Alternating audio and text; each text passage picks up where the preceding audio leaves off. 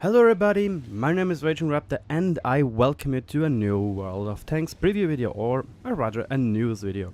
And today we have a look at 9.21.1 or 9.21. Seriously, why not 9.21? Wargaming, please. It is an update which I think is finally, like with 9.20, the turning point for Wargaming's balancing mechanics. They already talked about it in some videos, and I already talked about it as well. I will also do some references to some of my other videos, but let's have a look at the schedule. From the 12th to the 13th of December, right now, Wargaming prepares information, and as usual the information leaks out. From the 13th to 14th of September we have an official patch preview, and on the 14th of September the super test starts. Well, meaning that sooner or later we will get some nice little informations.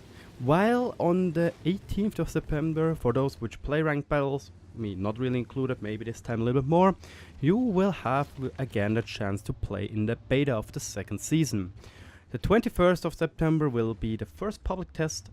5th of October, Jesus, speaking really hard right now, is the second public test. This is all planned right now. And in the middle of October, let's say the 15th, or no, let's have a look. It's most of the time on a Wednesday when they release an update. That would be the 11th or the 18th of October. Then we will have the release of 9.21.1. So what does it include? Let's have a short little overlook, or rather the most important part first, being the new Super Conqueror, and that you will once again have the chance to get a free tier 10 special tank, the FV215B. Yes, you heard that right, the FV215B will be replaced not by the Chieftain Mark 6 like everybody wanted it to be. It will be replaced by the Super Conqueror, a supercharged Conqueror basically, I would say, but it's a modernization of the Conqueror. You will get tons of spaced armor on the upper front part, on the side hull, and on the turret, and the turret will be really strong when you play this tank hull down. How will it work? Exactly the same with like the Foch B and the Foch 155. You will just have to get a tank, have it in your garage, and then as soon as the update rolls around the corner, you will have a nice little new tier 10 tank plus a crew trainer. And let's be honest here for a second. The crew trainers, when it comes to heavy tanks for the British line, are atrocious. What do we have? Excelsior is bad. We have FV4005. Seriously, this tank has no hull armor, has a huge ammo rack, and 150 damage come with 171mm of penetration on tier 7 heavy. It's basically even worse sometimes Black Prince. The only good thing about it is it has a good DPM and is fast. And now we get the FV215B. As you can see in the background, it is a tank with good view range, 410 base as far as I remember. An amazing gun platform, like the gun is really good. Good DPM, amazing aim time, and rather good accuracy. Even though, as you can see sometimes in the gameplay in the back, I do some mistakes, and sometimes the gun chase just says, oh dude, you wanted to hit that? Nah, not today. Or not that shot, let's take it in another one. But yeah, this is the most important thing. You have 1 month or a little bit more to get the FV215B. The grind is rather meh.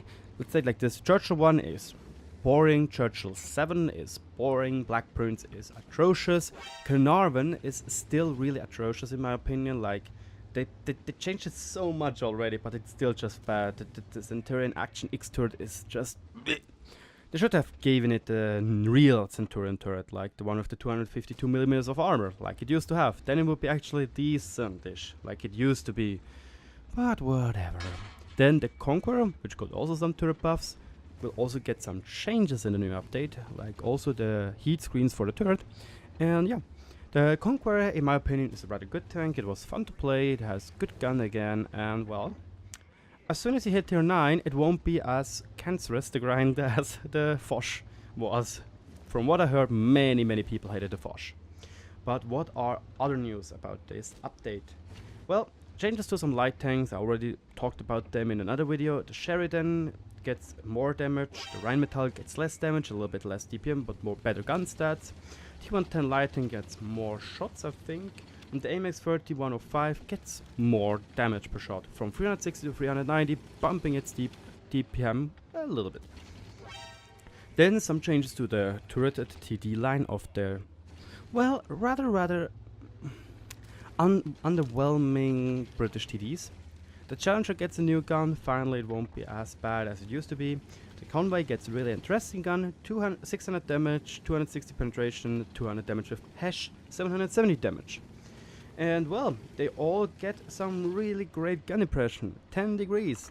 Dude, the FV4005 Stage II, the barn, will get 10 degrees of gun impression and 180 gun traverse limits. I already talked about this in another video, but I have to say, Jesus, if this gun shoots when it's in one corner or the other of the 180 degrees angle, this tank should either flip or rip its turret off, but whatever. 50 kilometers top speed make this tank, well, Grillo version 2. Both have not really good camouflage, but this tank packs a 1750 damage punch. Well, that will be fun. And lastly, where people were like a little bit bitching around, I have to say, was that the Type 95 didn't got their buffs yet. Well, here they come. They will come. And they're a pretty decent-ish in my opinion. 59 Pattern gets a penetration buff.